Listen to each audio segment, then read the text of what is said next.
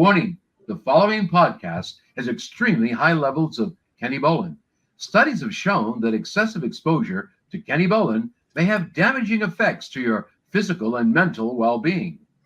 Viewer discretion is advised. No, seriously, we mean it. There will be naughty words, lots of them, probably. Now you've been warned. This warning sponsored by the Story Time with Dutch Mantel.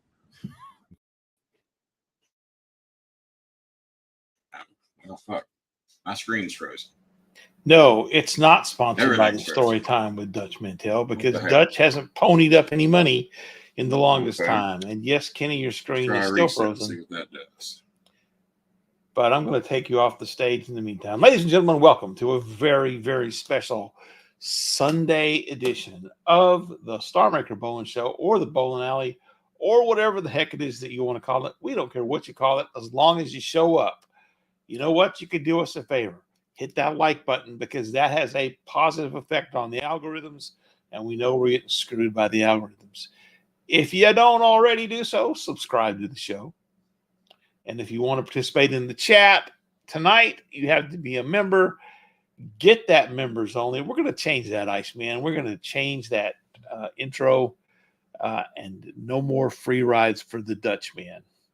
Hello, Jana. Welcome to the show. Nice to see you. Hello, Pasta Tart. Naughty Nicole or the lovely Nicole. I don't know if she saw that naughty. I know that Kenny has branded her that way, but that could be just false branding on the King's part.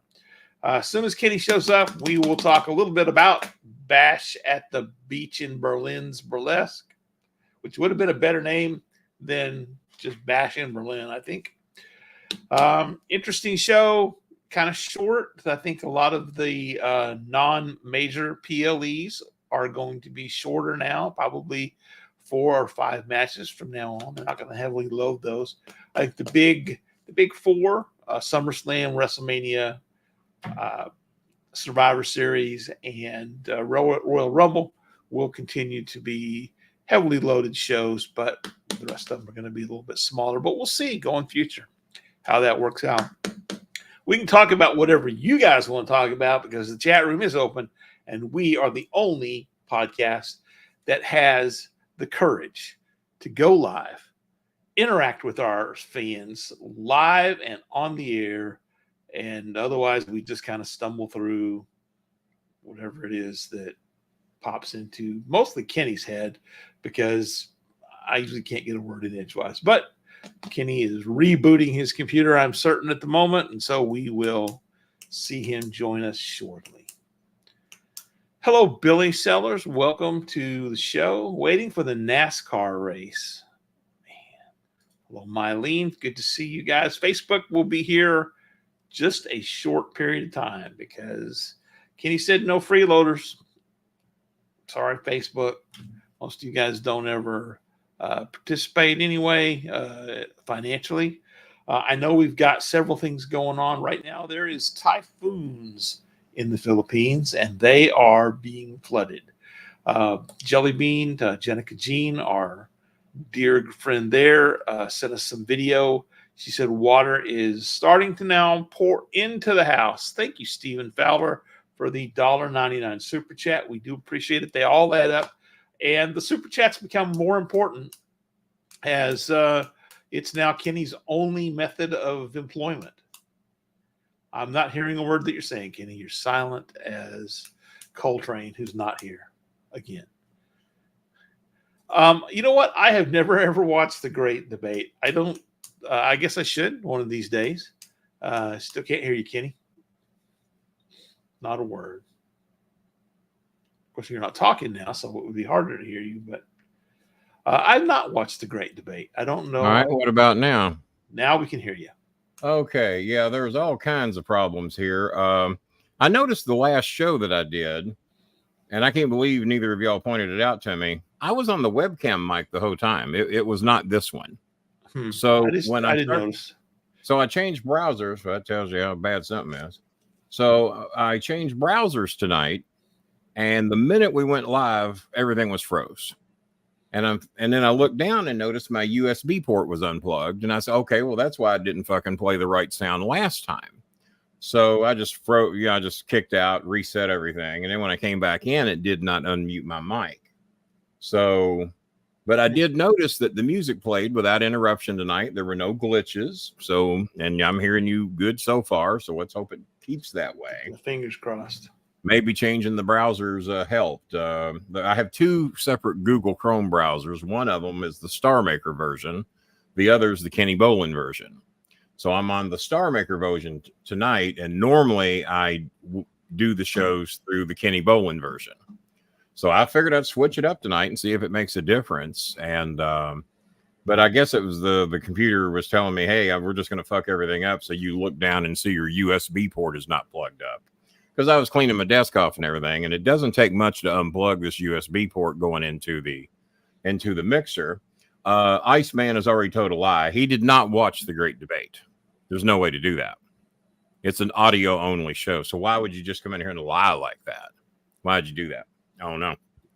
I don't know. You could watch the static picture on the screen while you're listening to it. But you're not watching the Great Debate. You're watching a static picture in the background as you listen to the Great Debate. There's no way that you can win this argument, even if you want to help him, and I don't know why you would. No, I'm just you can't watch a debate that was never videoed. You can only listen to it.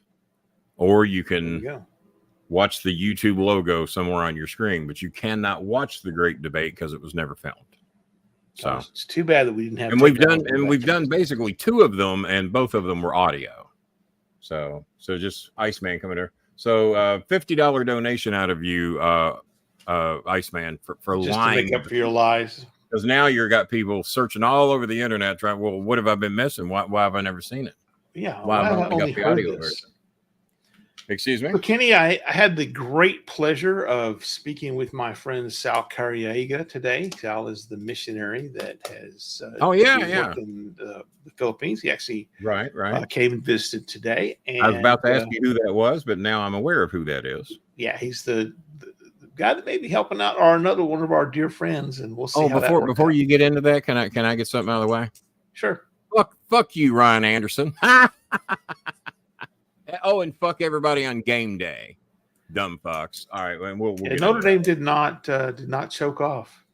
Is it now? Is that Notre Dame didn't choke off, or the Texas A&M did choke off because their quarterback was terrible? It's hard to say. What I'm blown away to hear is that Notre Dame has a candy ass schedule this year. They only have 2 true road games this year. Yeah, there's only 2, and they just played one of them, and I think they got 2 more left. They could very well finish the season undefeated because they have a good schedule.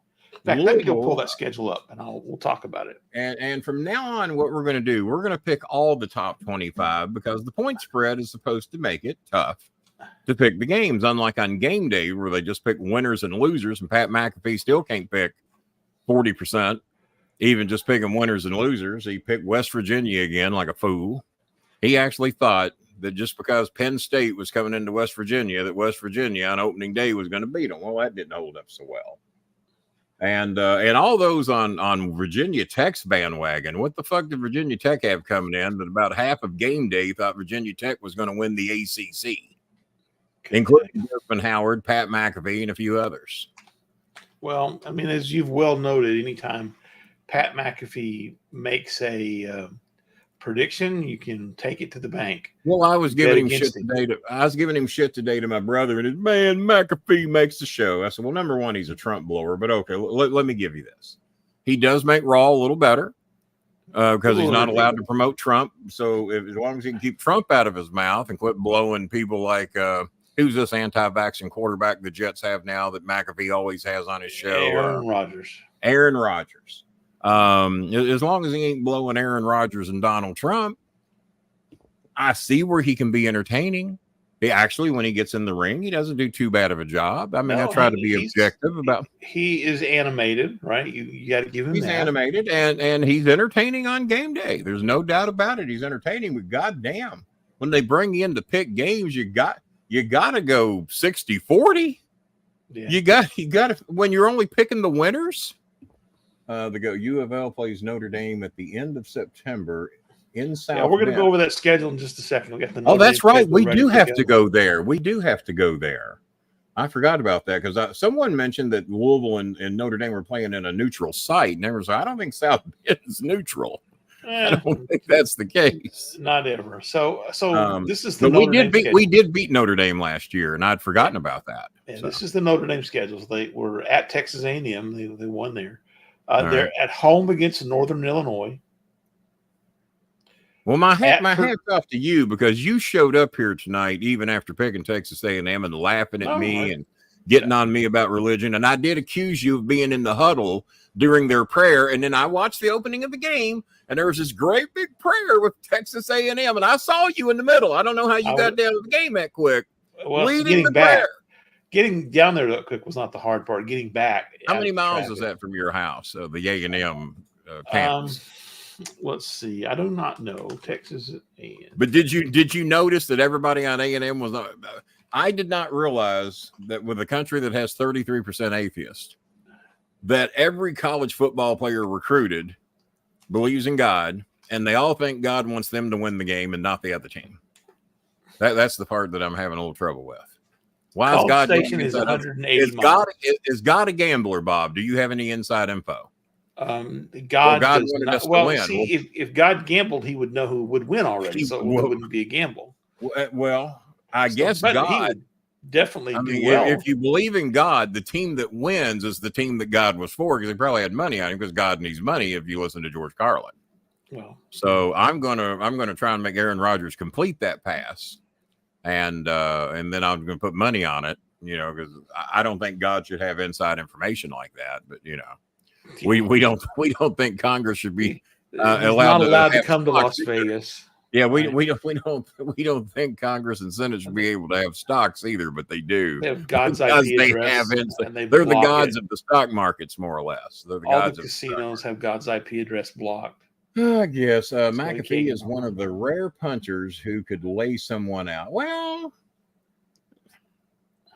maybe a little 120-pound wide receiver. Maybe he's not going to go dropping up goddamn linebackers. No, but yeah, if you're picking on other punters or little bitty, because most of the guys that run back kicks are little guys in the most cases that can run fast, and McAfee's a pretty good sized guy.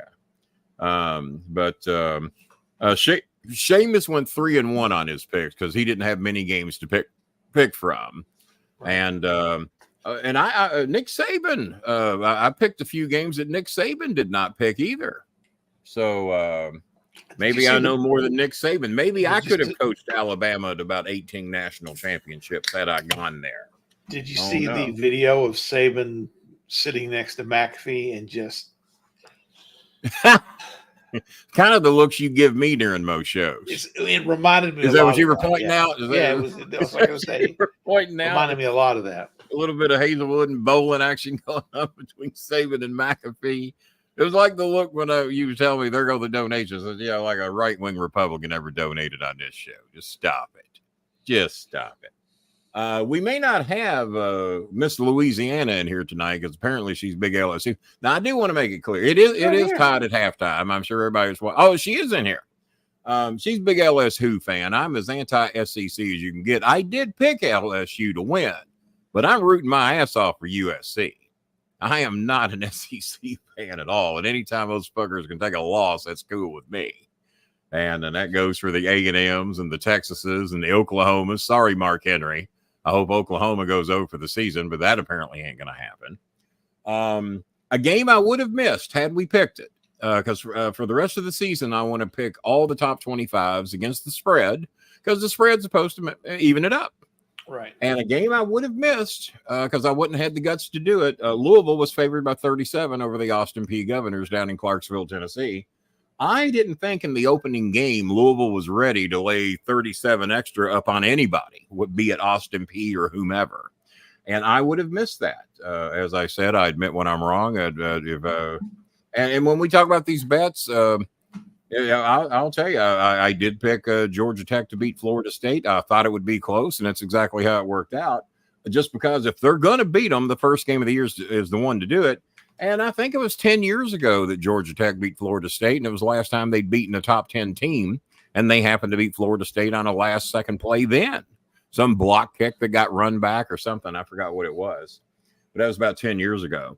But I would not have laid the 37. I thought 37 was a lot of points. Had it been 21, 25 maybe, wasn't ready to lay 37. And Louisville wins 62 to nothing. Yeah. And a couple of teams. I think there were several teams that got into the 70s yesterday, wasn't there?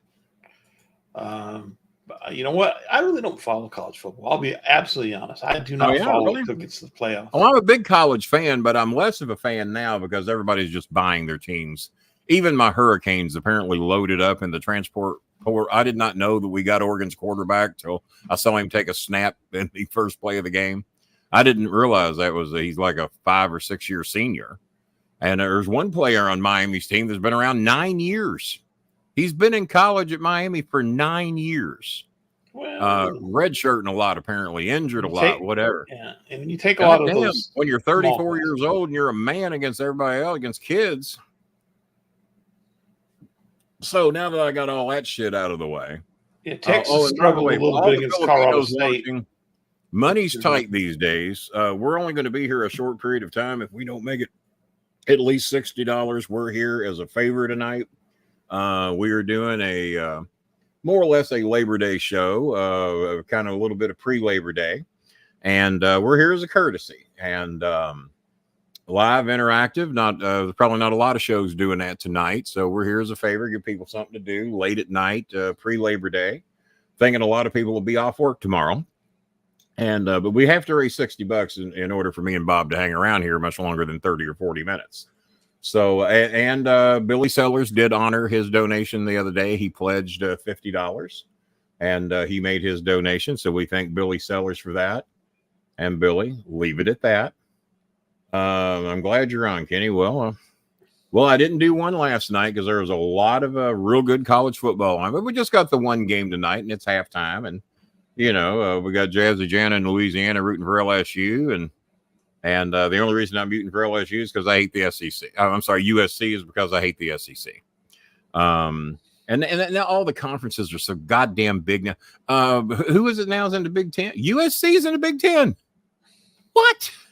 Yeah, the Big Ten. Is UCLA in the Big Ten too, or where'd they go?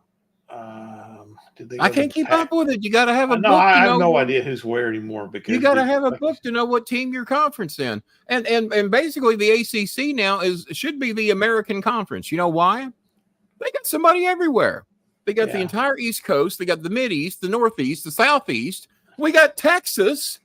So, SMU. My son's a big SMU the fan. ACC is Boston College. And then Cal and California, right? Yes, we got Cal and Stanford. Duke, so the Florida Atlantic State, Coast Conference now encompasses the Pacific West Coast. Yeah. The Pacific West Coast, exactly. Hell, we might as well have picked up Oregon and Oregon State. So but Oregon's Big Ten now. There already is an American conference. The Atlantic Coast. Well, I know. I'm very aware. But we are the American conference because we cover both coasts. What other conference does that? Well, maybe the Big Ten. I don't know. So the Big 12 has 16 teams. There's Michigan Mike in here late tonight. Michigan Mike's off work tomorrow if he's in here at 10 o'clock. What's up, Mike? Oh, I sent you a meme that Michigan Mike sent me. The Big Ten has 18 teams. 18. How many's the SEC got? They got to be close.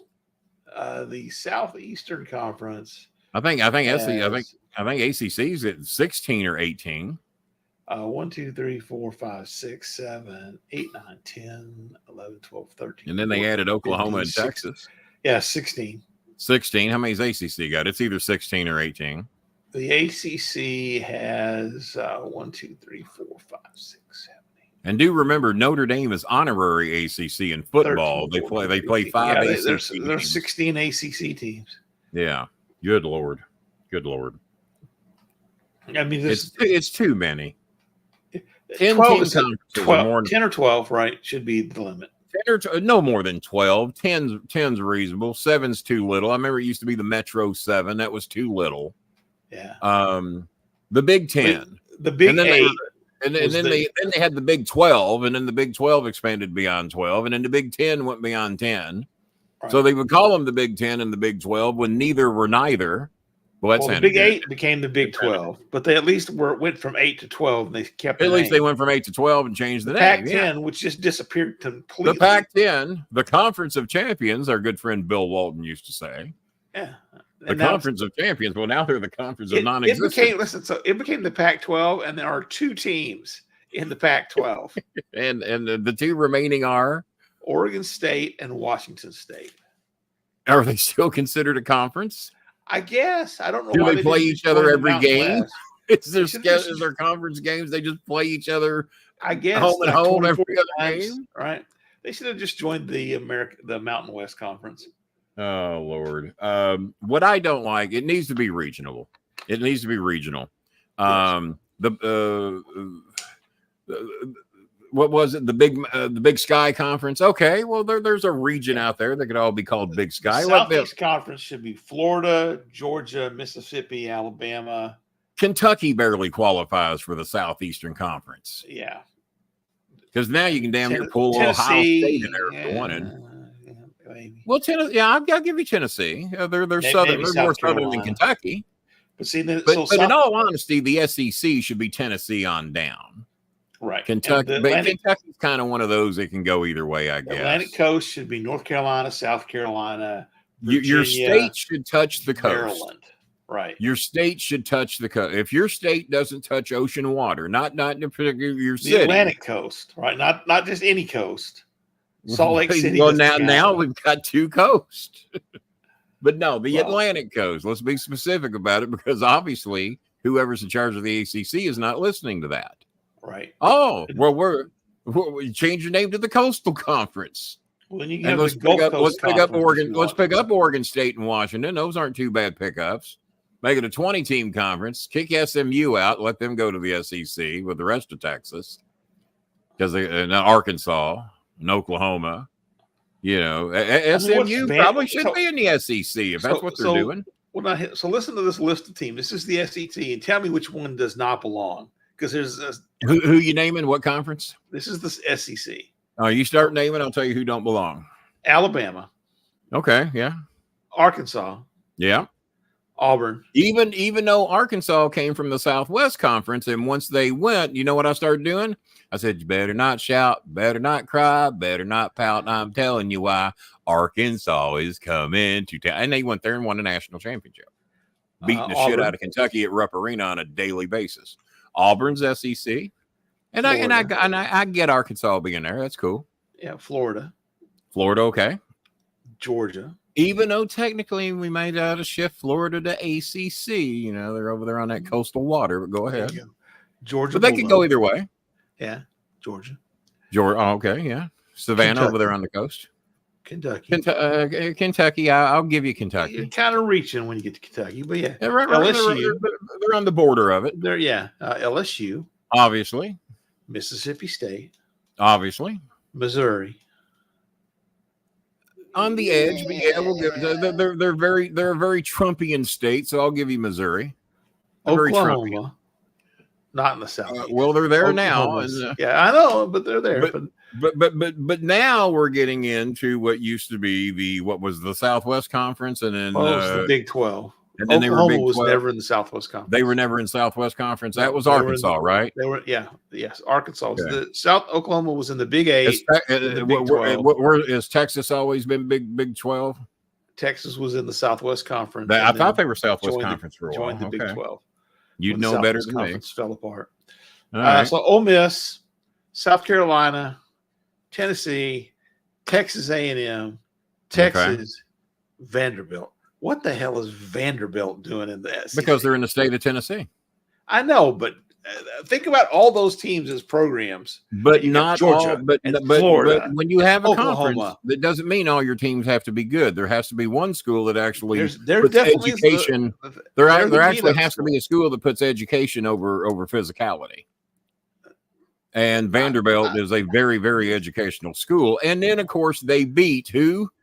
Who they just beat the other day? Michigan. I don't know. No, they didn't beat Michigan. Hey, Google. Who did Vanderbilt beat Saturday? Vanderbilt won Oh, Virginia Tech. Yeah, they beat Va Tech. No way. Everybody was picking Virginia Tech to win the ACC, and then fucking lowly Vanderbilt beats them. Yeah, but Vanderbilt's an SEC conference school. They got to be good. No, they don't. You've got a long history to tell you otherwise. I know. I mean, I know my SEC It's like one history. of these things does not belong, and there's Vanderbilt. Well, but we don't do it that way. We do it by region and state, and by that, Vanderbilt belongs.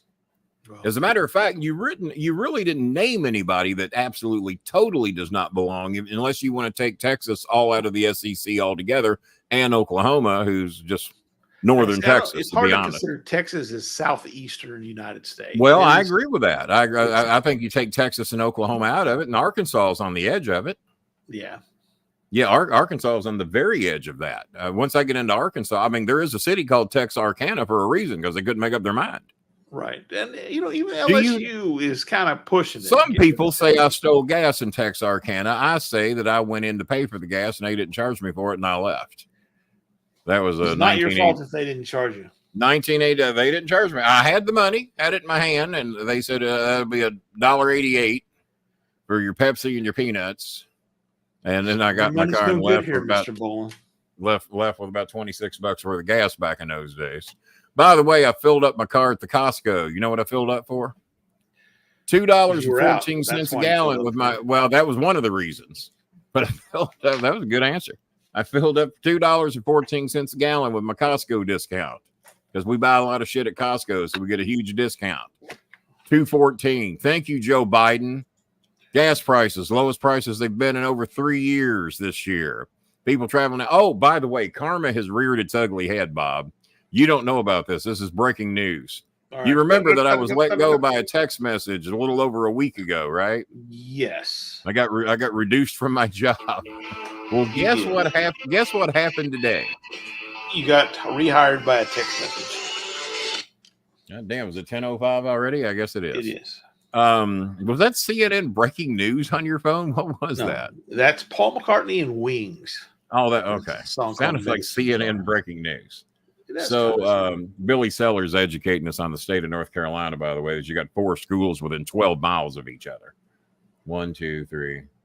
Well, okay, 3. And there's three schools within like 12 miles of each other. And all 3 of them are pretty good. So I don't know how the fan base divides up like that. Especially in basketball. That's a pretty good basketball. And football, not too bad either. Duke has gotten better. North Carolina's better. NC State's better. But karma has reared its ugly head. As you know, I got released by text message. Was it a week ago? A week ago. I've missed right at a week ago. I don't think the president said, well, no, he does not say. So thank you, Mike, because what have I been saying? You can't give the president credit or discredit, but anytime bread's high, blame the president. Anytime eggs are high, blame the gas is through the roof. We need a new president. He doesn't set the price of fuel. And I hope my dumbass brother's watching. Because I keep telling him. So you really think if Trump goes into office, the gas is dropping to $1.88 back to the Bill Clinton days? Well, guess what else is going to go back to the Bill Clinton days? Wages, earnings.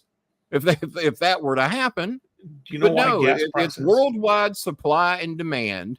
And right now, this time of year, supply and demand are down. We're producing more oil in the United States than we ever had.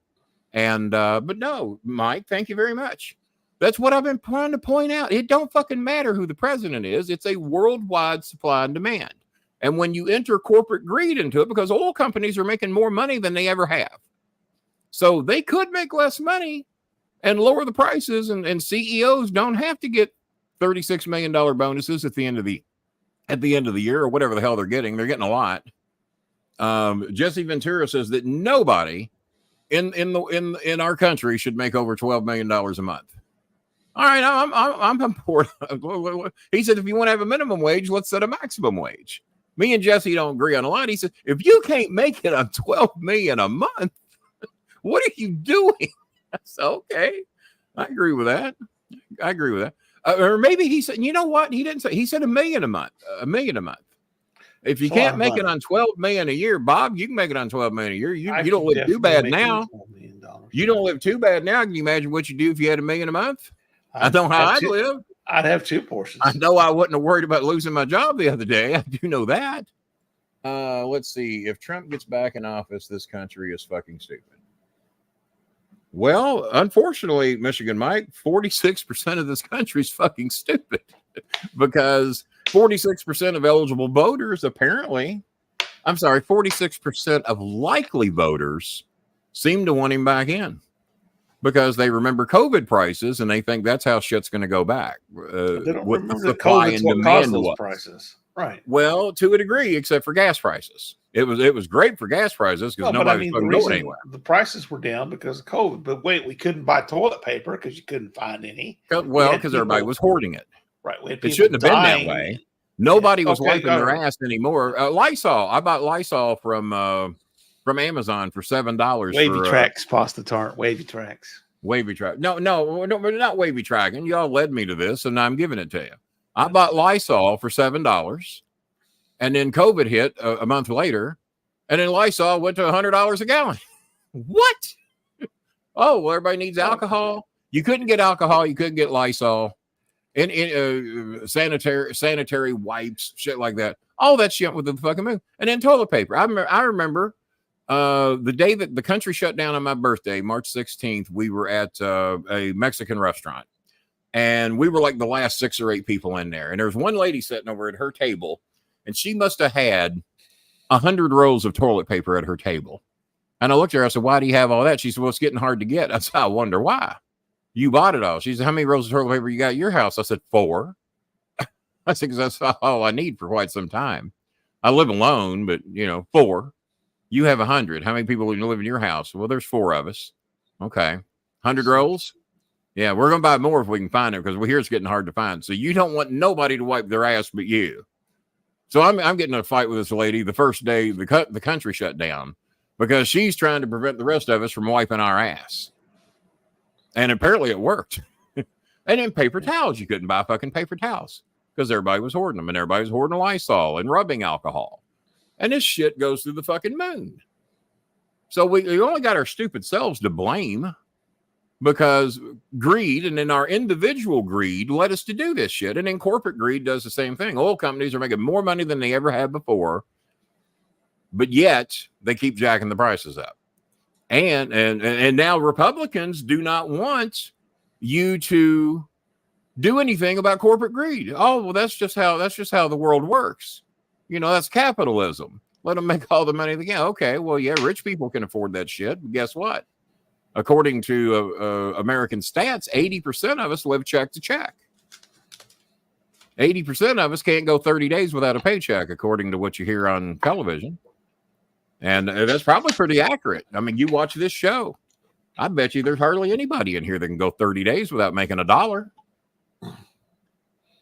Not for long. Well, yeah. Some of us can, but most of us can't. I mean, if I didn't have a Social Security check, it'd be a little rough on me. Yeah. I mean, so what's Mike say there? I can't read it. He says, what pisses me off is that they believe his lies. In 2024, we have more ability to do our own research, but yet people believe what he says. That's the amazing part. But they'll fact check Joe Biden and Kamala Harris all day long, but they won't fact check their own fucking guy that's documented by Politico for telling 32,000 lies his 4 years in office, and that's just the ones we know of and that they fact checked. But they won't, well, he said it must be true. So I don't know. So Karma, you got fired last week by text. Okay, so today, guess what industry is in deep shit right now? The hotel industry is on strike.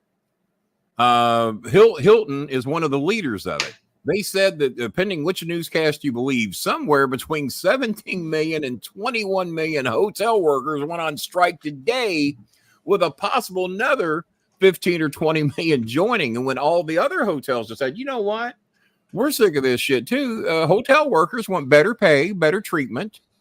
And as you know, my boss was wanting me to charge 2014 prices for 2024 times and finances. Well, most hotels aren't too cool with that. I get some of them to do it that are desperate, but 80-90% of the hotels, now, instead of me getting a $800 meeting space or a $500 meeting space for $100, or 150. They're now wanting more like 150, 200. And some of them won't even do that. Some of them come back with 400, 500. And that's as low as we're going. Well, but yeah, we're going to give you $1,000, $3,000 worth of bride and groom leads. I don't care. That doesn't mean they're going to book with us. That just means we have the opportunity to get it.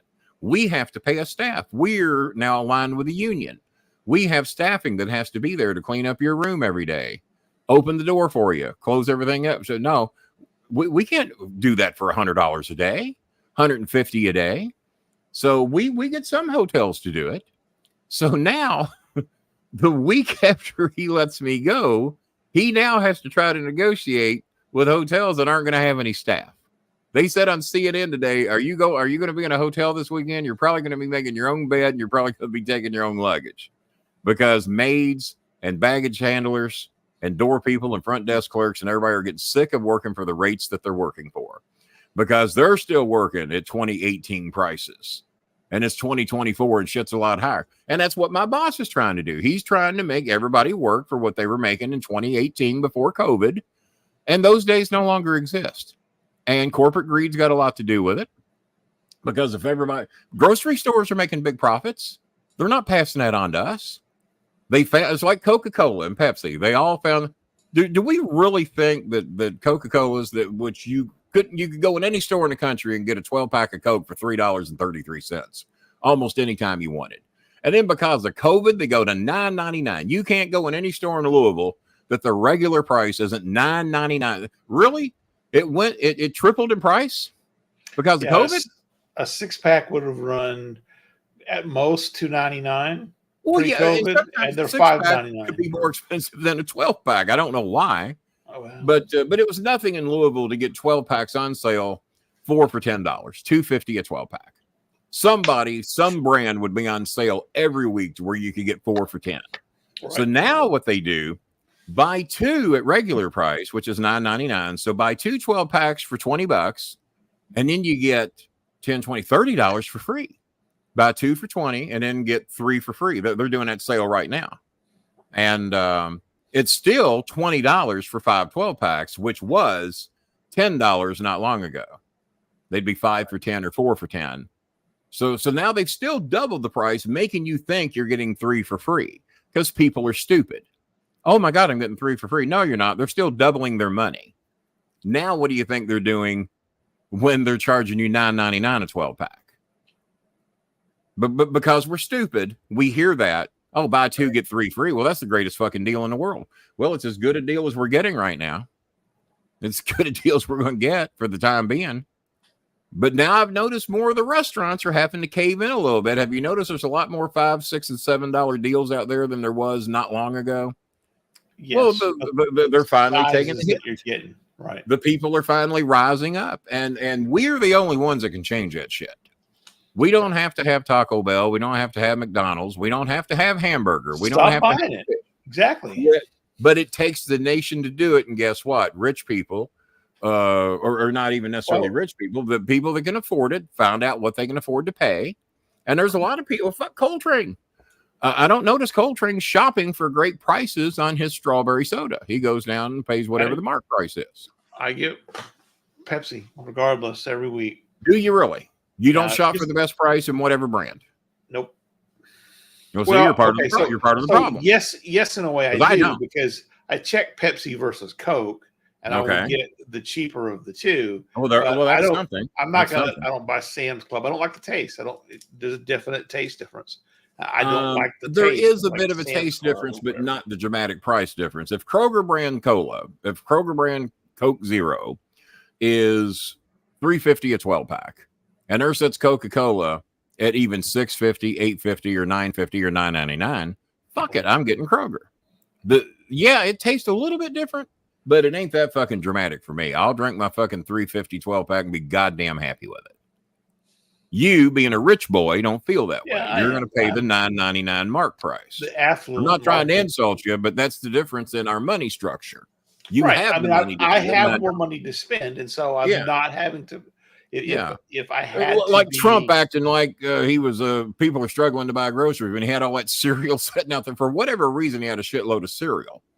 Remember when he had the table set up? There's a lot of name brand cereal. Name brand cereal can be expensive. Guess what? I never buy name brand cereal unless it's at a ridiculously low price. I get Rice them. I get Krispies the offer. or Kroger brand crisp rice cost the same, or not taste the same. You're not going to know this difference in most cases. And between Kellogg's cornflakes, right, or what is the greatest cereal ever made? And I'll give you what the correct answer is. What's the greatest cereal ever made?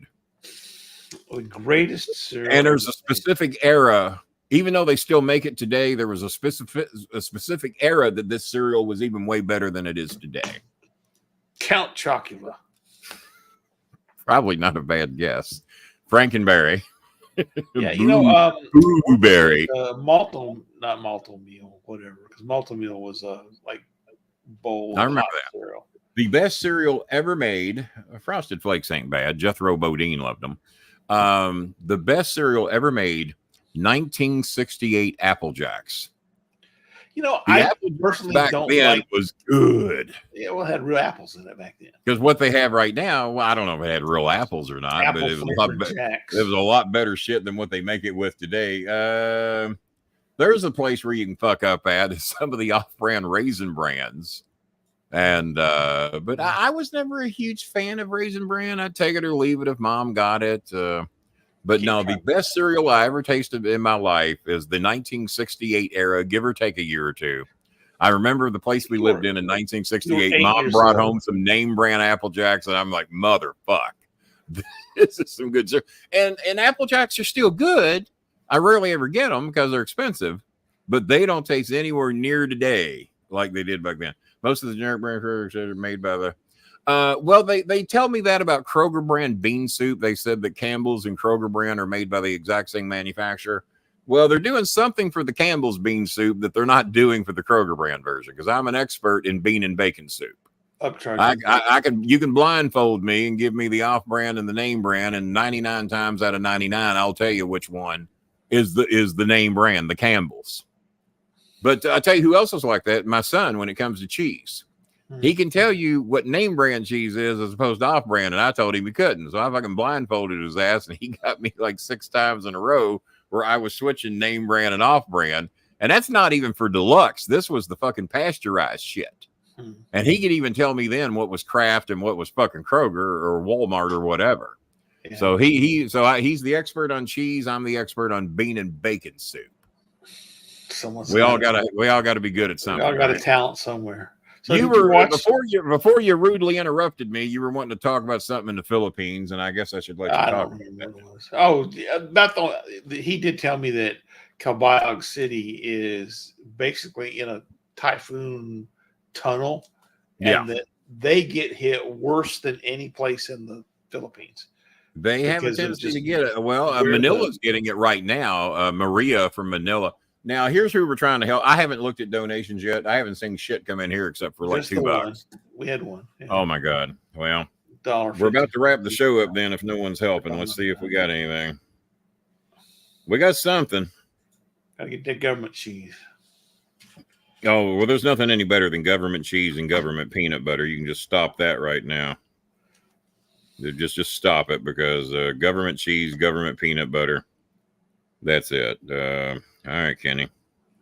Trying to work the old iPhone here. Just bear with me. I think the Apple Jacks might have been a little overrated by your 8-year-old self. I just think if you better shut the fuck up, because that's a good way to just start a 63-year-old Kenny Bolin had a 1968 bowl of Apple Jacks that had somehow not gone stale since then, I don't think that you would be as ecstatic about them. Well, I'm telling you that when I was 8 years old and I tasted it back then, it was very, very good. And when I got older, and like even in my 20s, even in my late 20s, I noticed Apple Jacks wasn't as flavorful as it was in 1968. That's the point I'm making. You're not hearing me out. No, I'm hearing you. It's like when I was getting on you for praying in the A&M huddle.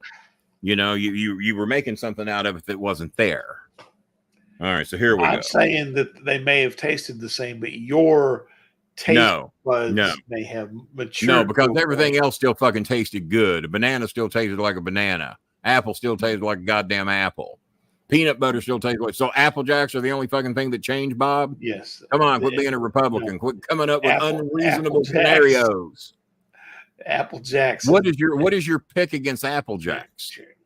I don't what is your pro for Apple Jacks that you're trying to defend what Apple Jacks has done? I don't like sugary cereals to begin with. I mean, I'll eat corn flakes over Frosted Flakes. Well, of course you would, because I do like sugary cereals.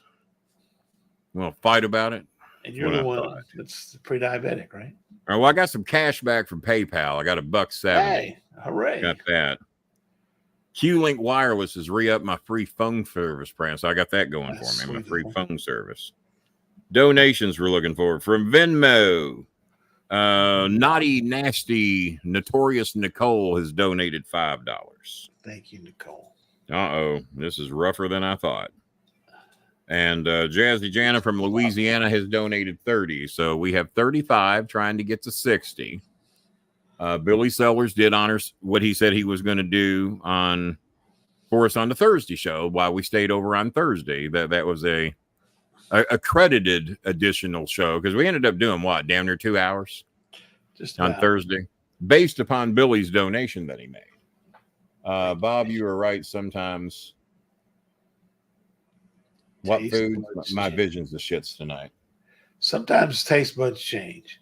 Well, no, they do. I'm not saying they don't, but why does everything else still taste fine to me? But Apple Jacks is what that's the point I'm making. If a lot of things change for me flavor-wise, then I would. Then you have an argument. But it was only fucking Apple Jacks, Michigan, Mike. So calm the fuck. You and Bob quit teaming up on me. Yes, taste buds change, not in this scenario. Your Apple Jacks is fucking sucking compared to 1968 Apple Jacks. Well, it's because they're stale by now. You know what else was great in 1968? The Notre Dame Fighting Irish when we went down to Texas A&M and beat them goddamn Protestants. I don't think we beat them in 1968. But... Beat the shit out. Oh, I'm sorry, Miami. I guess next week we find out what the Dolphins are made of. Well, we played Jacksonville. That could be a decent game. So we have 35. We have $35 in the house. Baltimore, Kansas City, Green Bay at Philadelphia. We had a Friday night game this week coming up. Green Bay at Philadelphia. And then apparently my old boss has seen that 21 million hotel workers are on strike, and I have a new message from my boss tonight. I'm not sure that there's actually 21 million hotel workers. We have a choice. We have a choice, and we're trying to stay in business. I ain't about to read the rest of it. Fuck him. But yeah, I'm trying to stay in business. Yeah, but by firing me. Apparently, he just saw the news where 21 million hotel workers are on strike, and he just realized the job that he now thinks he's going to do just got real fucking hard. Hard enough that I don't think I want to do that job anymore. I think if I'm going to do something else, I'm going to look for something else to do. Well, Fruity Pebbles. I mean, I feed my squirrels Fruity Pebbles, just so you know. But you know what? For the most part, unless the Fruity Pebbles are on sale, and occasionally they are, Fruity Pebbles have been the same ever since she gave them permission to use her name on the cereal box. And Fruity Pebbles still taste exactly the way they did in 19 whatever year they came out. Hey, Google, what year did Fruity Pebbles come on the market? 1971. 71, 3 years. When they realized Apple Jacks was running rampant. Formulation changes. Fruity Pebbles and Cocoa Pebbles cereals were introduced nationally in October 1971. Prior to that time, character licensing had only been used for product promotions. Pebbles cereal became the first brand created around a media character. Well, how about that? How about that? Hey, Google, what year did Apple Jacks become available? I don't know, but I found these results on search. You don't know Apple Jacks? Well, I guarantee goddamn to you they had it in 1968. Actually, I have to go back. I think it was 1966 because the house I thought I lived in 68, I didn't live in. The house I lived in when Mom would bring home all those Apple Jacks was actually 1966. Bob, what year can you find me on Apple Jacks? I'm going to say 66. Apple Jacks. But 68, I'm sure they were still pretty good because Mom always got the name brand Apple Jack. Well, there wasn't an off-brand Apple Jacks back then. There might be now, but there wasn't then. Apple Jacks cereal was introduced in 1965. 65. So it's kind of a new product then when I first for Apple, and J is for Jack. J is for Jack. Goddamn right. AJ. Cinnamon Toasty Applejack. AJ Lee or AJ Styles. Pick which one you want to eat. Don't make anything dirty out of it, Bob. Nope. I saw you going there. I was just having to think for a second. I ain't eating anything Punk's had anything to do with. We're just gonna leave it at that. 65. So I was right. You might have another donation. Have a good night. Thank you, Michigan Mike. We appreciate you, buddy. Let me see here. Kicks. You know what I liked and crazy enough was grape nuts. I liked grape nuts, although they would like break your teeth. Michigan Mike has helped save the night. He has made another $25 donation. I think the Ghost could donate a little something. He's been getting a lot of shit in here tonight for free. Where's Ryan Anderson tonight? Because I was going to make this members only tonight, but I wanted Ryan Anderson, who talked all that shit in here the other night, laughing at me for picking me and the only one to pick Notre Dame. But don't feel bad. Nobody on game day picked Notre Dame, but me and the other Louisville boy, Lee Corso, former head coach of the Louisville Cardinals. Me and Lee Corso both picked Notre Dame. I sent Bob the screenshot showing all those dumb fucks, Desmond Howard, Nick Saban, the dumbest fuck of all, Pat McAfee, and even Kirk Herbstreit, a former Louisville boy who now lives in Cincinnati. He picked them. He picked A&M. And then Lee Corso comes out wearing the Notre Dame leprechaun outfit, dancing with the actual mascot. Me and Corso, the Louisville boy. Herbstreit could have made it a Louisville sweep, but he didn't. And then Herbstreit, who on his graphics picked the Hurricanes to win their game, switched, says, no, I'm changing my mind. The Gators are going to be mighty tough down the swamp, going to be 90,000 people. I'm taking the Gators, even though the graphics said he picked the Hurricanes. Well, he didn't. So Herbstreit proved he's trying to make Louisville look bad, but doing horrible picks like that. So fuck them all. And I should be taking McAfee's place because I can actually pick a goddamn ball game. Oh, Chris Schmidt emptied out his bank account. He just donated $5. It's something, right? It's something. It's more than some people have done. But thank you, Michigan Mike. Way more than Ryan Anderson's donated. More than Ryan Anderson's donated. He's such a coward, he won't even show up tonight. Because I've made this, Bob. I'm not trying to start any shit or ruffling feathers or anything. Don't get me wrong. I'm not trying to start a religious war here of Catholics versus Protestants. I'm not even trying to do that. That's happened already. We already did that one. But I left this show open. I was going to make it members only. And I said, well, Ryan Anderson can't afford a membership. He can't make a donation. He can just come in here and run his liquor and then try to laugh at people that actually come on here and actually can pick a football game.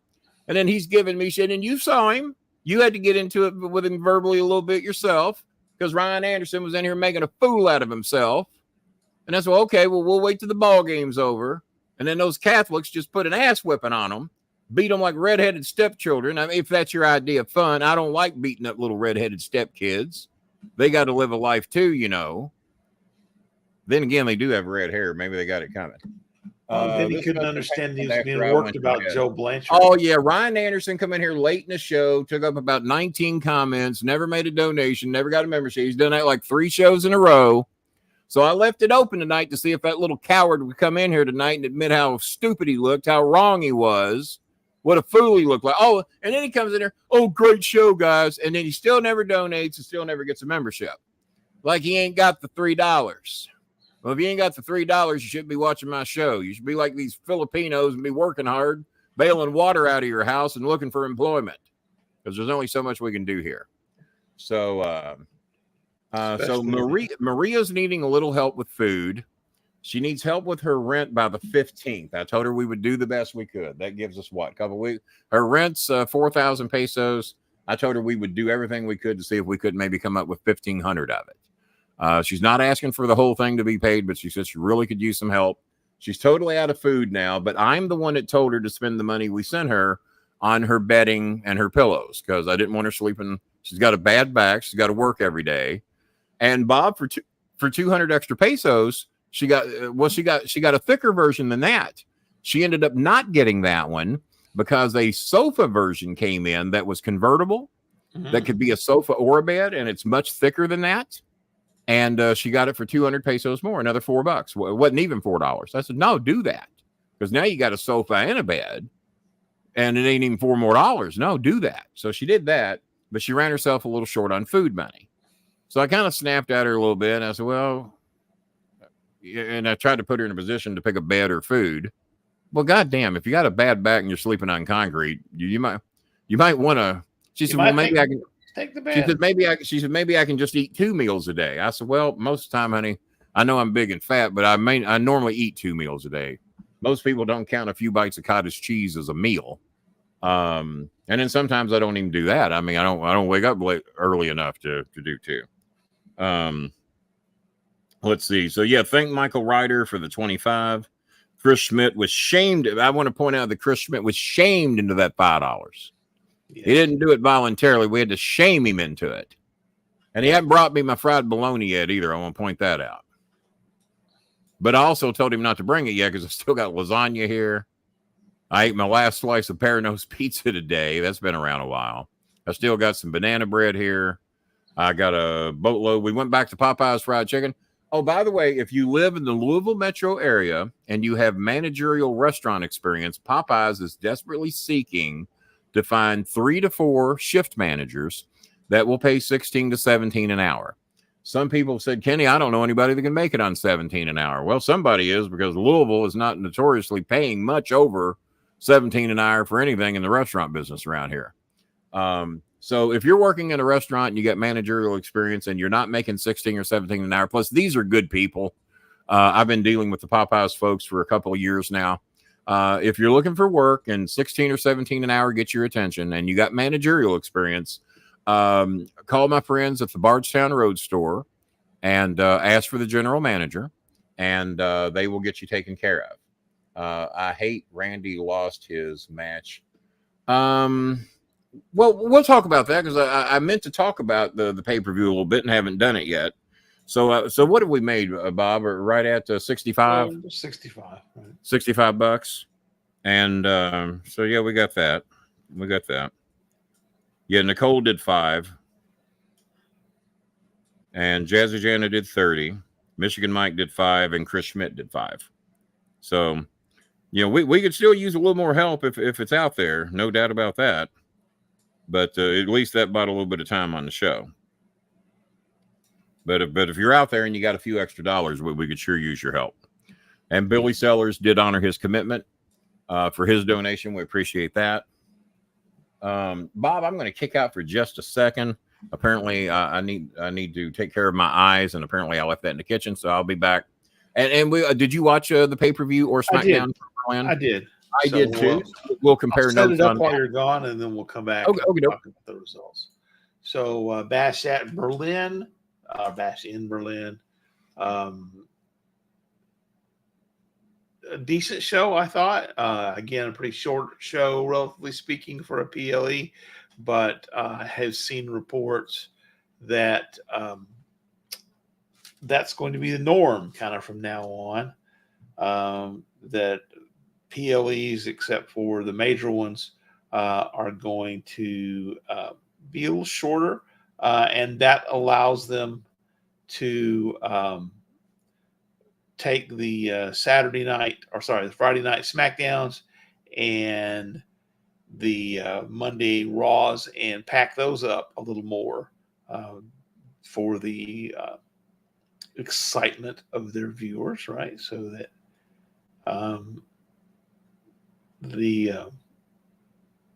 sorry, I'm writing some things down so that like especially if they're staying in town, like they did a SmackDown in Berlin, and then they did the pay-per-view. Well, if you're gonna spend your money, right, which one are you gonna go to? You're gonna go to the pay-per-view, and apparently they have managed to make more money at these events than they have in at any other events, which only tells me that the price of the tickets are sky high. You don't keep breaking records for highest gross in a 13,000 seat arena without selling those seats for an exorbitant amount. All right. So there were, let's see, 5 matches on the card. The show opened with Cody Rhodes versus Kevin Owens. We had Damian Priest and Rhea Ripley versus Dominic Mysterio and Liv Morgan. The strap match, Punk and McIntyre. The women's tag team title match, Jade Cargill and Bianca Belair versus Alba Fire and Isla Dawn. And then the main event, final event of the night was Randy Orton against Gunther. And that crowd was hot for Gunther. Now, I got to tell you, there was a nice little moment at the end where Gunther offered his hand to Randy and Randy took it. Babyface move, which they probably would not have done if the show was a U.S.-based show, but, you know, you're not having Gunther act like the heel in front of a crowd of people who mostly came there to see. So you're covering the main event first? No, I'm just talking about the events that were happening. So first up, the first match of the night was Cody versus KO. Mm-hmm. I don't think that the result was any confusion at all, or there was no doubt about who was going to win. Anybody who thought that KO or the KO was winning or Randy was winning was a fucking idiot. Yeah, but I love Randy, and I've been happy for him to do so. They were not having Gunther lose in his hometown no sooner than he got the goddamn belt. I don't know why you even booked the match. You know who? I'd had Ludwig fight him. At least Ludwig Kaiser fought last night and lost. Huh? Kaiser fought on SmackDown. Yeah, I did watch all of SmackDown, and I was talking about the value of Ludwig to a roster. He's never going to be one of the main stars. Nope. He's never going to draw you any money to speak of, but he is a good supplemental talent to have around. Sure. He does a good job for what they give him to do. He draws a decent amount of heat. And I thought what they would have done that would have been perfect if they could have got another one like Ludwig to go with Gunther. Because that one guy they had was worthless. What have they done with him? What's he doing? They're now? repackaging him now. Well, he needs to be repackaged because he was worthless with them. He was just a dead meat. So they're repackaging. I thought Ilya Dragovich, the Russian guy that they've got, would be a good member. I'd have to see more of him. I can't even place who he is. Yeah, he's an NXT recent call up, but I think he would be. Yeah, I don't know enough about him to comment one way or the other, but I am going to get into this right off the top. I am so fucking sick, and I'm going to tell you how I would handle it. Because Randy, if we jump ahead to the main event a little bit, Randy did a great job of how to handle the crowd, because the crowd fucks up a lot of the matches, especially some of these foreign crowds, and especially Germany. As you all know, my biological father is German. I have now been told I might not be quarter German, but if my father's full-blooded German, which he is, and if my mother was half Cherokee, which she was, we still don't know what part of me is because I've never bothered to look. If my father was full-blooded German and mom's half Cherokee, what does that make me half German, quarter Cherokee? I mean, I don't know. I don't know how that breaks down. That you get half your DNA from your dad, you get half from your mom. So okay. Whatever your dad was, you're half that. Whatever your mom was, you're half that. So half Cherokee is a quarter Cherokee. That's a quarter. Half a full-blooded German. All right. Right. So I still don't know what the other is. And like I said, it doesn't even matter. When I watch television, the Germans were always the heels, so I never cared for the Germans. Sure. They were always the bad guys. Their retrograde was Hitler and Stalin. There was never anything good to come out about Germany. So I was not taught to be proud of being German. Hitler never did a babyface turn, that's for sure. Not that I can recall. But when the crowd is trying to become the show, that's what I get sick of. So what Randy did is that Randy wants the little chance for going at the start. And you could tell they were both kind of put back because they didn't exactly know what to do. And so we'll go ahead and jump to the main event first, being as it's on my mind. We'll go ahead and talk about it now. Randy applauds the crowd. Hey, very good, very good. Their little chant. So he's baby facing to the crowd to accept him because he likes what they're doing. He didn't, but that's what he's doing. He's making them think he likes that they're interrupting the fucking match and trying to be the show, not watch the show. This is my problem with it. When you go to the movies, you don't fucking, well, as a rule, you don't fucking try to draw all the attention to yourself while you're watching the movies. When you go to an opera, a play, a ballet, whatever the fuck you're going to, you're not there to become the show. You're there to observe. You're there to observe. Now, you can interact, you can cheer like a baseball game, football game, whatever. But baseball used to fuck up. Remember when crowds used to do the wave? Mm-hmm. Do you know what one wanted the crowd to stop? Do you know what one stupid thing? Well, it's not that they cared they were doing it, but what they were doing is that dumb fucking fans were doing the wave while the home team was batting. Yeah. The home teams, if they're trying to hit, you got a fucking wave going. What the fuck? Yeah. Do it when they're batting. Distract them, not us. You stupid fucks. So now, so a lot of these crowds, and especially the foreign cities, and poor Germany hadn't had a show over there in 27 years. They're trying to become the fucking show. So Randy applauds them. So they start doing it again during the show. And they start doing the fucking wave. They're doing the wave during the fucking match. Well, of course that's going to be distracting. So what's Randy do? This was fucking genius. And if Luther, I'm sorry, if Gunther, I'll get his name right in a minute. If Gunther were real smart, he would have known what to do. Because this is what I think Randy was trying to get him to do. Why the crowd, these dumb fucks, are doing the wave during the fucking match? Randy stops. Randy's like, look at these dumb fucks. He's not saying that, but that's what he's thinking. So what's Randy do? Randy participates in the wave. He's all right. Y'all want to do a fucking wave during the goddamn match? I'll do the wave with you. So he leans over to Gunther. He now wants Gunther to do the wave. Now, if Gunther were smart, here's what would have happened. Because I guarantee you this is what Randy was setting him up to do. You do the wave. Gunther does the wave. Randy laughs his ass off. I know what Randy was going to do. I can just read his fucking mind.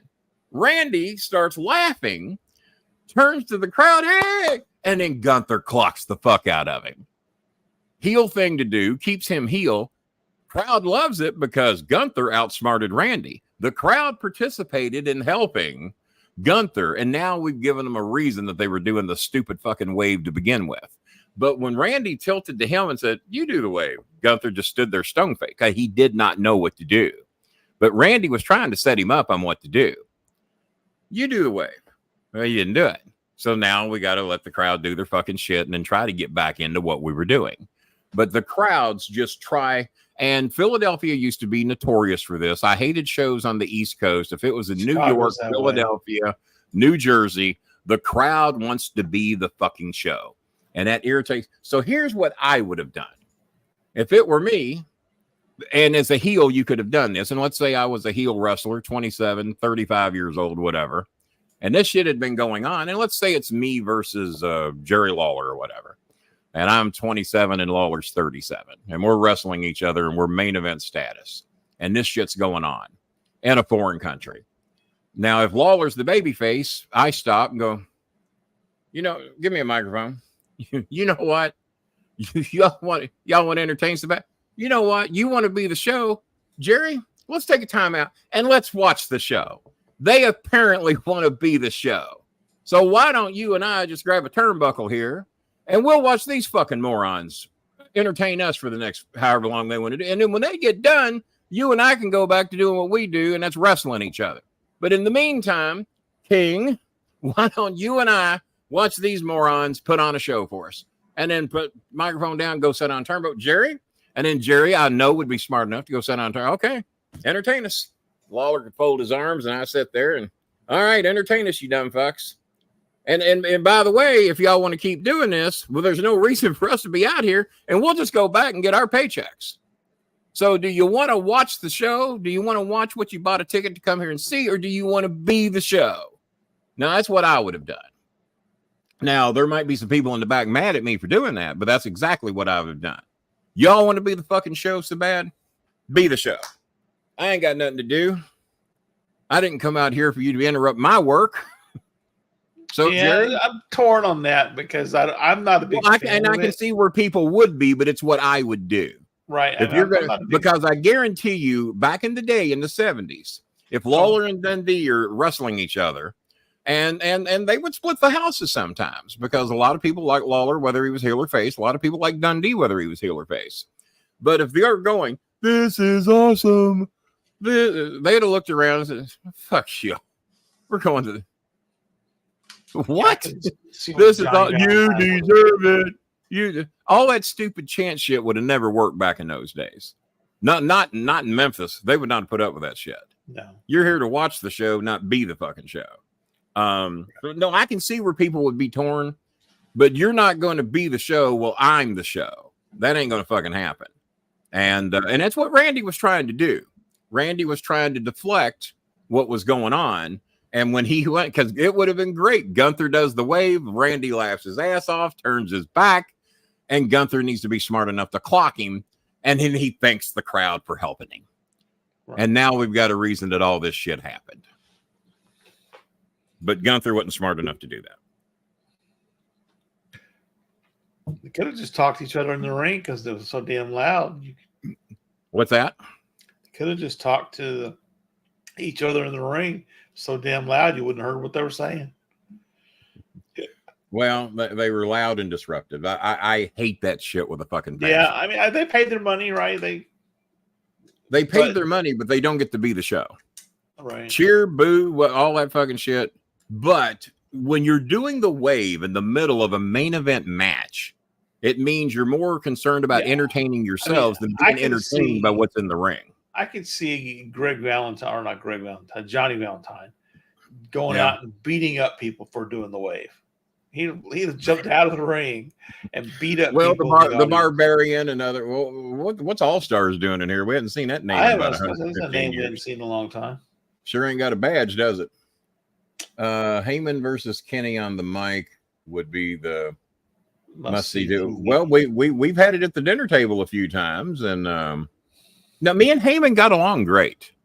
We had dinner together a few times here. We got along great. We just did not see how to run Ohio Valley Wrestling. And this is exactly what I told him. I said, I don't mean this disrespectfully. Your Philadelphia shit doesn't work here. But guess what? Our Louisville, Memphis shit doesn't work there. Right. You've smartened your fans up so much, our shit ain't going to work. And our fans are so stupid, your shit ain't going to work here. You know, I maybe shouldn't say stupid. All right. Not so smart. Our fans are not so smart to the business, right? Yeah. And they spent all their time and effort. Ian used to do the same shit. He'd go out and talk to the crowd for 45 minutes and smarten everybody up to everything that was going on. Backstage politics, the whole thing. And then we're supposed to go out and do a show.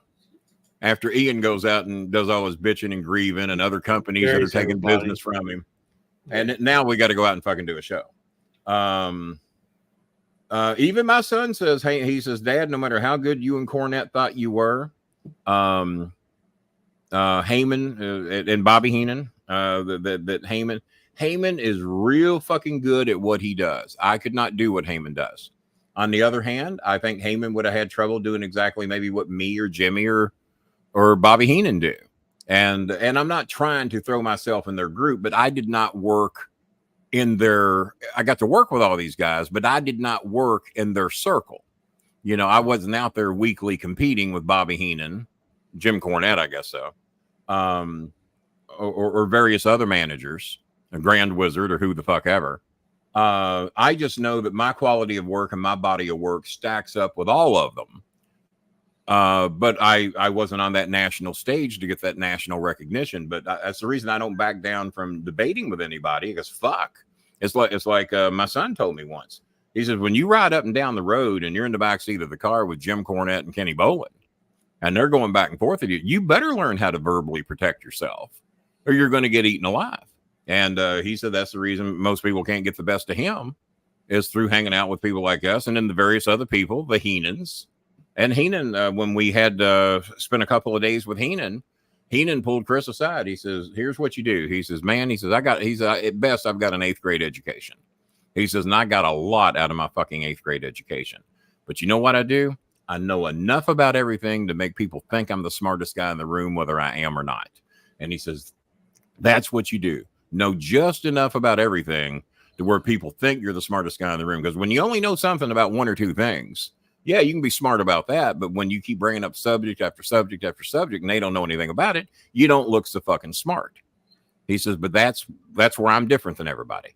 I know a little something about everything and I can talk. He says, your father can talk. Cornette can talk. Chris, I've listened to you. You can talk. And Chris said that talk that Bobby Heenan gave him did a lot. He says, I never forgot that. Know enough to where people at least think you're the smartest guy in the room. All right. Jimmy is jealous of Heyman. No, I don't think so, because Jimmy admits that Heyman was awfully fucking good and that we were all trying to catch up to Bobby Heenan. I think Heenan was better than Heyman in some categories. And then there's other categories where Heyman slaughters me, Cornette, and Heyman. I'm sorry, me, Cornette, and Heenan. Too many Heymans and Heenans in here. Heyman.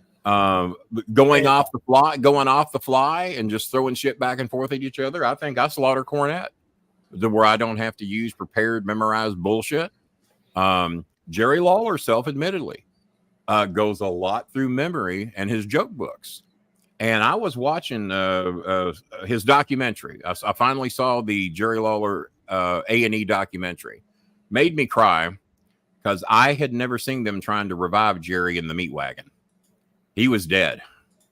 And I'd never seen that. I'd heard about it, but I'd never seen it. So I'm watching the guy. It's like I watched that 90-minute podcast with Jesse Ventura the other day. Jesse made me cry because Jesse was crying, talking about his history in Vietnam, how he basically felt he had no rights in America, but they had the rights to make him go kill people at the age of 19, but he couldn't go buy a beer. That really does not make much sense, and I don't give a fuck to buy a beer. But if you're going to send me overseas to go kill people because you say so, and then I can't go buy a beer, I can't vote, you know, shit. I was going somewhere with that. But no, Jesse made me cry. And then I watched Lawler, and Lawler talked a little smarter on the Andy Kaufman thing than he did on this biography, because he tried to dumb people down a little bit in some segments of it, especially about him and Kaufman. He said some things on the biography that I knew were not true, that he was trying to work everybody. It's part of it. But watching him lay in that meat wagon dead, and they're trying to revive him, and seeing how badly that affected Michael Cole, and he's trying to go on and continue the show. I don't know how much of the show was left. I don't know if Bob remembers, but that man had to wrap up the show thinking that Lawler was going to be a dead man by the time they got out of there, because nobody thought Jerry was going to make it, not based on what they were seeing backstage. And they had the film that I had never seen of him trying to be revived, and he was dead. Come on, Jerry. Come back to us, Jerry. And it was hard to watch because Jesse said there would be no Jesse Ventura without Billy Superstar Graham. Well, there would have never been any Kenny Bolin without Jerry the King Lawler, because I just figured out a way to do a managerial career based on what he did and just do it a little bit different way. And I feel very blessed at 64 to still be able to talk with everybody and cut promos if I have to, and interact with people and debate with people. I feel very blessed. And Jerry gave me the confidence to do that. Now, regardless of all the personal shit and all the accusations and all the shit you hear about the Memphis wrestlers being involved, there's a lot of that shit that I wish had never happened.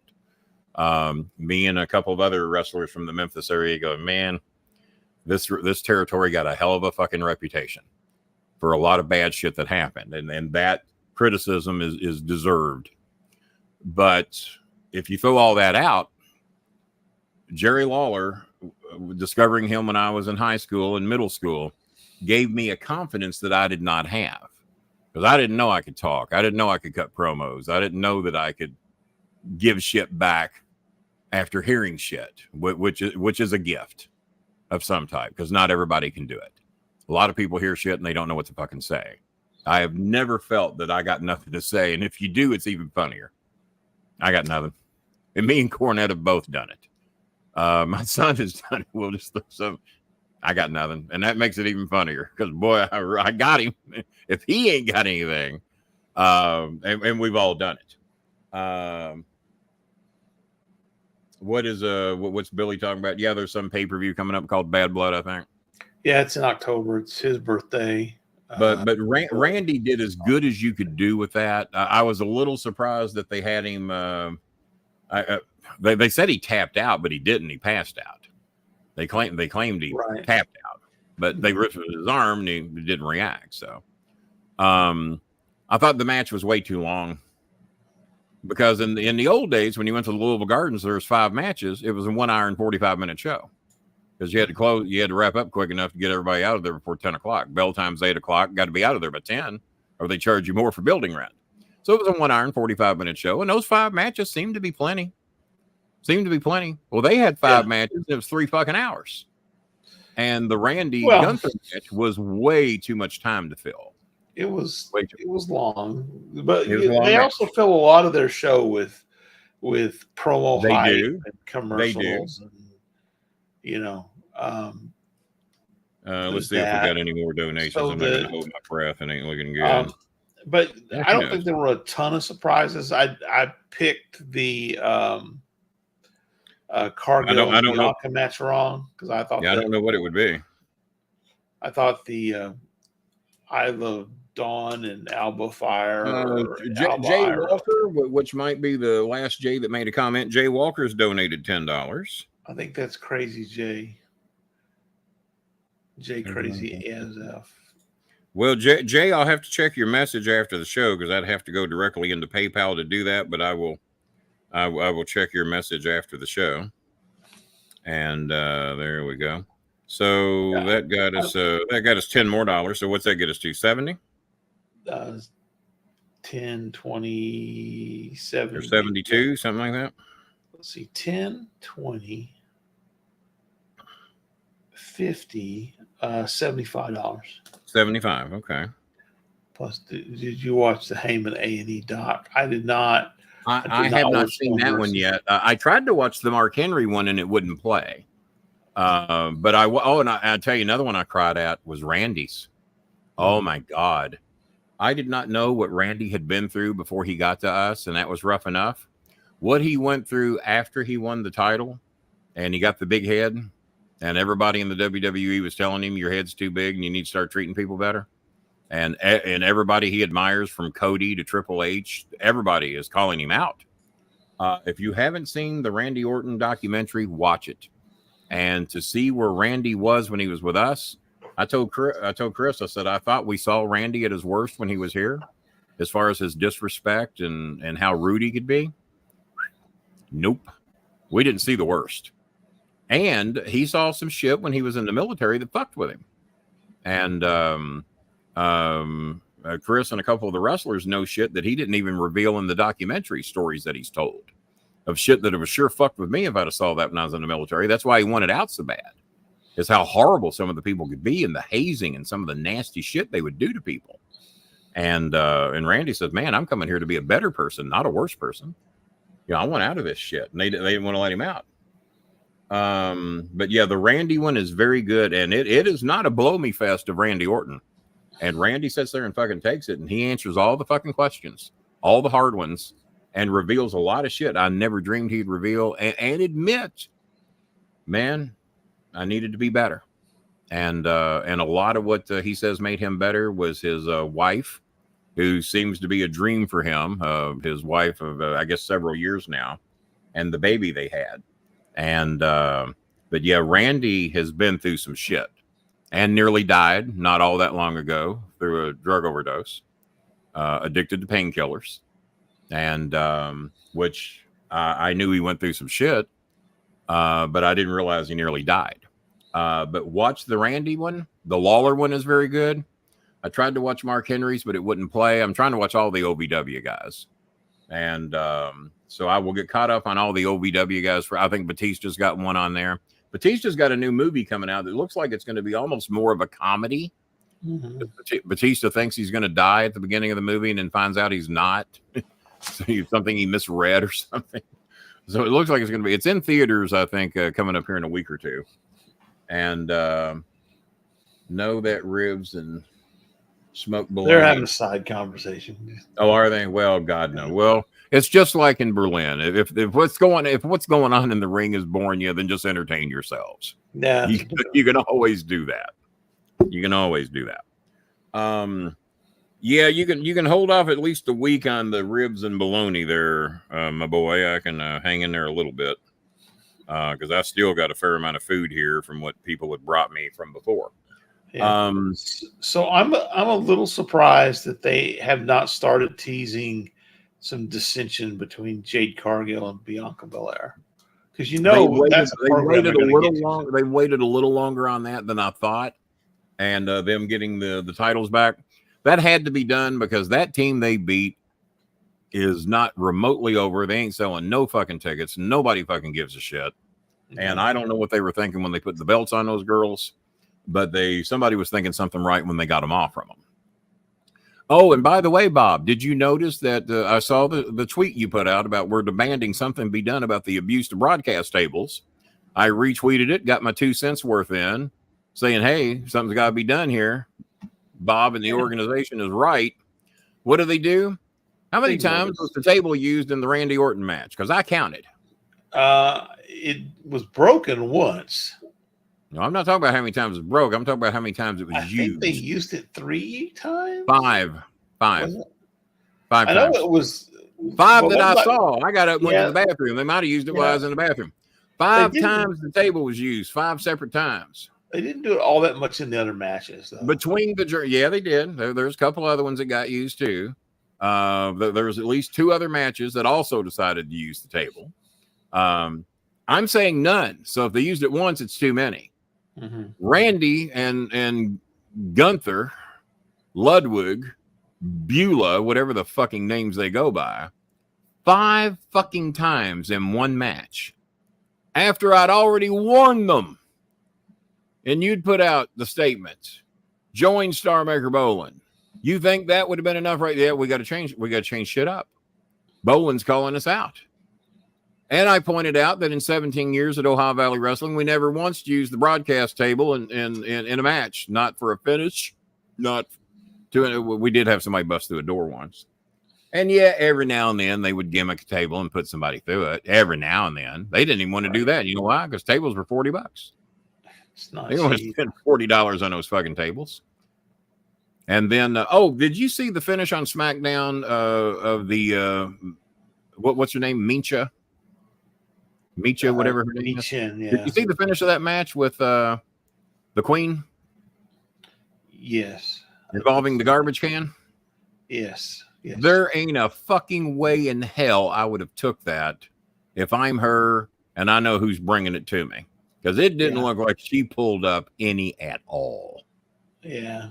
Well, the garbage can itself might have lessened some of the impact. Maybe, and maybe it didn't. Maybe it made shit worse. Regardless, I ain't taking that shit. Now, if for dramatic effect is what you're going for, and you know for 100% you're not going to crush her fucking head while she's in there, but there's going to be a lot of scientific testing done before my fucking head's going to be the one they test on. So, yeah, you might be right. Maybe the garbage can protects you. And then again, maybe it don't. So, either way, I ain't taking the fucking shit. Why is he talking about King Booker? I don't know. Yeah, it looked brutal, all right. The other thing that was gold, and I think this happened on SmackDown. Yeah, it was SmackDown because Cody and your boy opened the match. What was gold is that when Cody says to Kevin, he says, well, I can understand why you might be mad. I understand. He says, because when I left to blaze my own trail, he says, you were kind of doing the same thing. And let's face it, you didn't get anywhere near the credit you deserved. And let's face it, I probably got way too much. That was such an honest thing for him to say that a lot of people could relate with, including me. And I love Cody.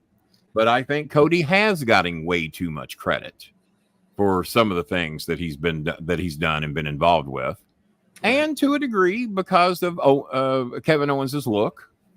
I mean, he hasn't had a major title for 7 years, almost 8 years, for a reason. He doesn't look the part. He's great for the tag team titles. Him and Sammy, great together, or probably whoever else you put him with. Pretty good promo. But he says the reason he will not work out and get in shape is that he wants to spend time with his kids.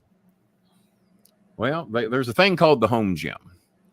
There's a thing called the home gym and less cheeseburgers or whatever the fuck makes him look the way that he does. And I'm not trying to be too critical, and if he wants to be a fat manager, then he's great.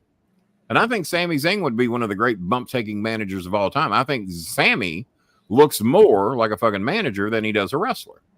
Mm-hmm. But the crowd wants to think he's a great wrestler and that he can actually beat these big, tough guys. Yeah. So the crowd is putting him in. But Sammy would be one of the great Bobby Heenan was a great bump-taking manager. Sami Zayn would be better. Because not only can he talk and does he look like a little shitbag, but he can bump his fucking ass off. He would be a great bump-taking manager. Yeah, and Sammy, I liked Sammy's when he first came up, his look and had the beard trimmed more. Well, he had the fucking Fidel Castro look going. He looked like a redheaded Fidel Castro. I just don't get the whole wild ass something to let my beard grow like Billy Gibbons. Well, there's a lot of them do that, and baseball's another thing that irks the fuck out of me. You're playing the hottest goddamn sport in the world. All of you got to have hair like you're fucking Eddie Van Halen or David Lee Roth. Beards like you're the biggest Trump supporter that ever fucking lived, to show that you're a dumb fucking redneck out in the middle of the fucking country somewhere, to show that you support Donald Trump. Just look at any Trump rally. You'll see what I'm talking about. Find me a clean shaven guy that looks like me or you. Even you, Bob. You're clean shaven compared to these people. You don't look like a Trump supporter. But look at any Trump rally. Just look at any Trump rally. Get them to show a card that shows their IQ. Look at them, and they have a look. And it's about 80% of Major League Baseball, if not 90% of it. It's the hottest fucking sport in the world. The Reds had it figured out back in the 70s when they were winning world championships. No hair below your collar, no facial hair. This is a hot fucking sport. Your pants will be worn. Well, they make them wear them to the knees, but they had to be above the ankles. Pete Rose wore his lower than anybody because Pete wanted to look taller. George Hendrick wanted to look taller, so George Hendrick wore his down to his ankles as well. I want you to look like a baseball player, but now we got some players, the guy for Houston and Jonathan India with the Reds, they wear their pants above their knees, which looks weird because it looks like the Chicago White Sox days of wearing shorts. But why nobody's wearing sleeveless jerseys anymore in baseball, I'll never know. Well, I do know because I think they want patches on them to do the advertising. Put a patch on the undershirt because most of the players wear an undershirt anyway. But those sleeves just, it's not like a T-shirt where it's kind of thin and it's just kind of right there in the arm. Anyway, these fucking jerseys are big, floppy goddamn sleeves. And they just look like they're in the... I mean, I played in them. They suck. I hate them. I never wanted to play in a jersey like that. And the not Harmon Killebrew, he probably did it too, but Ted Kluszewski of the Cincinnati Reds said, fuck the rules. He cut the sleeves out of all his jerseys. He says, I'm doing this. It's way more comfortable. And he hit like a motherfucker. So they didn't do anything about it. And then all the Reds players cut the sleeves out of their jerseys. You think that it would be less restrictive on their swings? It would be less restrictive on the swing. I mean, that's fucking basic science to tell you that. And the Oakland A's used to have sleeveless jerseys. California, the Angels had sleeveless jerseys. There were several teams that did. Now, I don't think the Cubs or Yankees or any of those ever have. But the sleeveless jersey for Cincinnati, they've got 4 or 5 different versions of their uniforms that were all sleeveless. And to a man, every time the Reds would wear throwback uniforms, and for whatever reason this year, the Reds never wore their throwback uniforms one time this year. After having that year 2 or 3 years ago, when they wore every uniform they've ever had. And to a man, all the Reds' favorite players were the sleeveless jerseys. Much more comfortable. And Major League Baseball did not make them wear undershirts.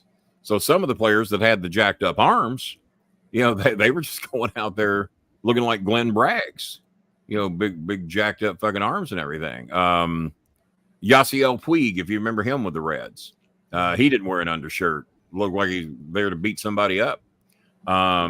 But I wish more teams would do that. I mean, I don't know why you would want to play the hottest sport in the world and the warmest uniform you can possibly find with big ass fucking beards and long ass fucking hair.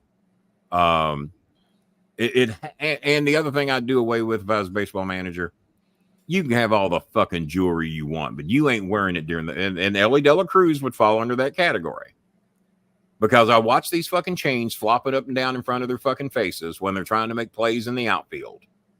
You can't tell me that doesn't hinder them in some way.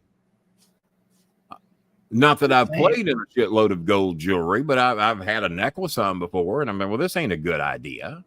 Right. And then the batters complain that the pitchers are wearing jewelry because it's reflective when they're trying to hit. They will bitch if a pitcher's wearing it.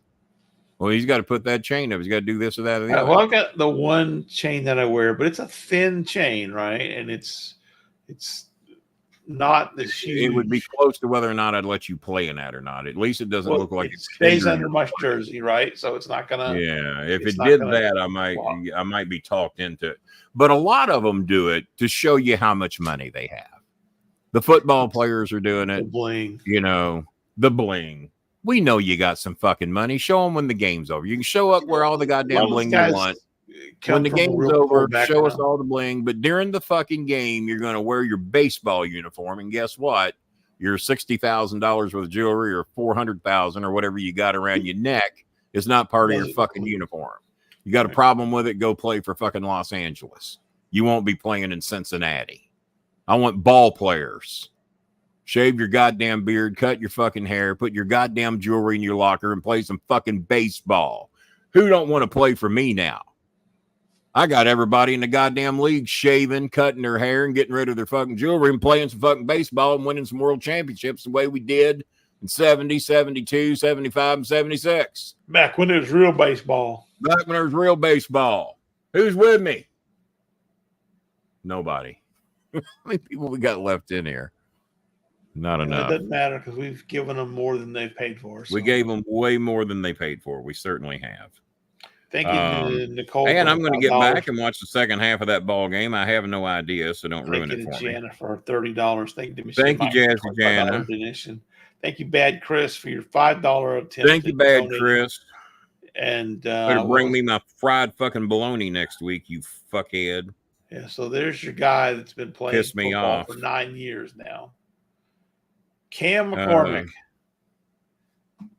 redshirted his first year, played 13 games in 2017. Injured. Played a couple of games last couple. Now, who is this? Who is this? This is the guy you were talking about with the 9 seasons of college football. God damn. Shit. That's I didn't realize it was the quarterback that had logged about 9 years in college. But god damn, so it was the quarterback because I heard him mention one of the players. I thought he was a 5-year senior. I didn't realize he was the 9-year guy. No, a tight end, 9 years. Oh, he's the tight end. Excuse me. Yeah, because the quarterback. What's the quarterback's name? Ronald McDonald. I don't know. No, it ain't Ronald McDonald. You know that. Ronald McDonald never threw for more than 300 yards in the game in his entire life. Doesn't matter because he wanted to run with Kenny Bolin. Yeah, so Cam McCormick, the tight end, 9 fucking years. You can graduate medical school quicker than that. Gee. Okay, redshirted. He was. That's right. He was also with Oregon. I heard him mention that. 13. He racked up 13 games in 2017, back a couple 3 years before COVID. Yeah, injured in the third game. 13 games with Oregon, 13 games with Miami. You keep racking them up, big boy. You'll get out of college eventually. Son of a bitch. Yeah, I don't know how you can stay in school that long. That's got to be a record. That's got to be a record.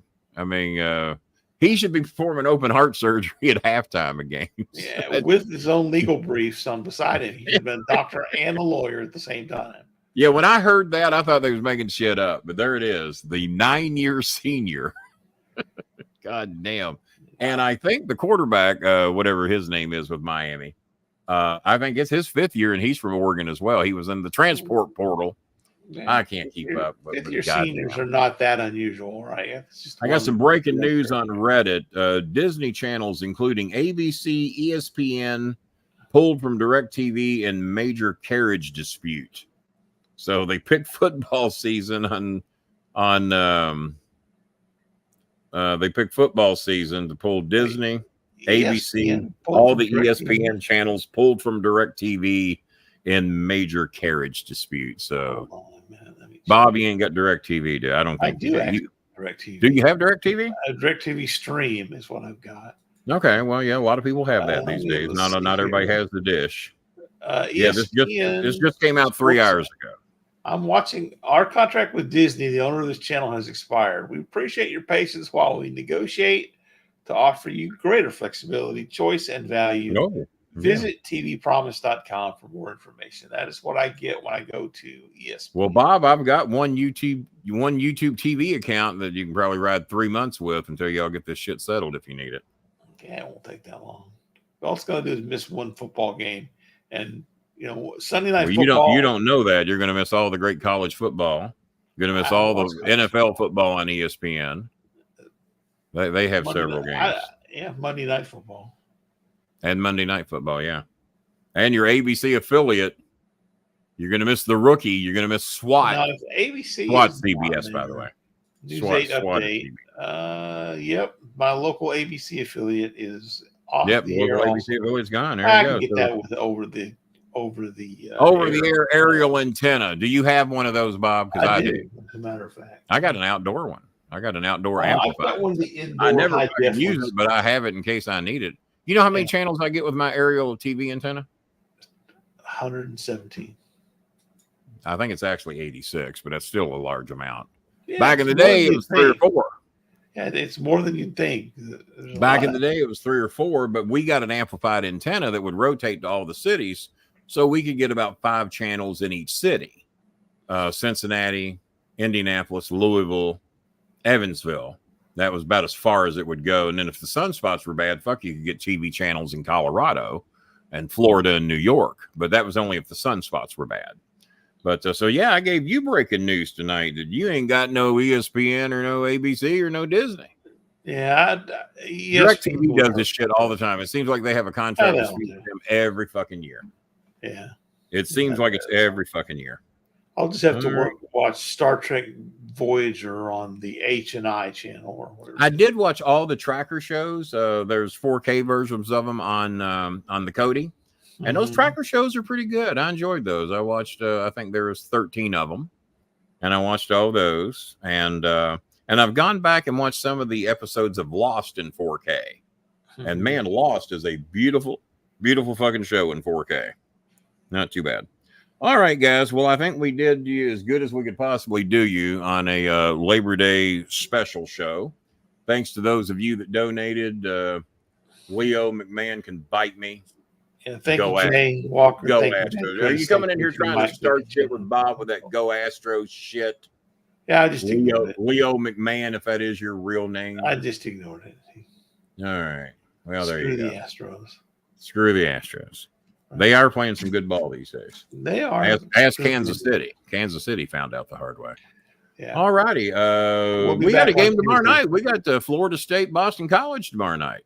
Big Labor Day. Boy, if Boston College pulls that out and puts 10th ranked Florida State in an 0-2 slot, that is not going to be good down in Seminole Land. No longer be 10th ranked. They will not. They're not going to be 10th ranked anyway. But you let that one happen. And I think out of the top 25. I think the Hurricanes have an easy one or two coming up. Louisville's got 2 easy ones, and then Louisville goes to Notre Dame week 3, so they're going to find out what they're fucking made of in week 3. But I didn't realize we won 10 games last year and played for the ACC title. I didn't forgot about all that. So we'll see. Well, like I said, we'll find out because we beat Notre Dame last year in Louisville. They're going to be laying back waiting for our ass. So if we go up there and beat them, then there might be a pretty sweet season coming up. We'll see how it happens. Oh, and Louisville plays the Hurricanes this year, and I think we got them at Louisville. Yeah, Miami's coming to Louisville, so that'll be cool. I'll be looking forward to that one. Do you guys hate Skip Bayless? Skip Bayless is a fucking idiot. All Stars, why do you not have a membership? Is it you don't have the $3 or you just elect not to do it? Well, he got a couple of comments and we showed him, and I've been ignoring him ever since because no badge equals no badge, no comments. donations.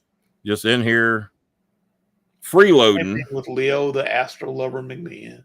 No badge. Yeah, and we already talked about freeloaders in the description of the show. I was complaining about by the way, freeloaders. Facebook is still up, so well, you got a free one. Facebook. Did we leave Facebook up all night? We did. Yep. I blame you for that. I think that you're right for that. That might teach me to fucking even schedule Facebook anymore. But if I didn't schedule them, I don't have to get rid of them 10 minutes later. That's true. All right. Well, happy Labor Day, Facebook, you fuckers. I can't believe I gave y'all a free fucking show. We'll be back on Tuesday, maybe. All right. Tuesday night, around 9 o'clock. So 9:05, 9:08, something like that. Just tune in. You'll see us eventually.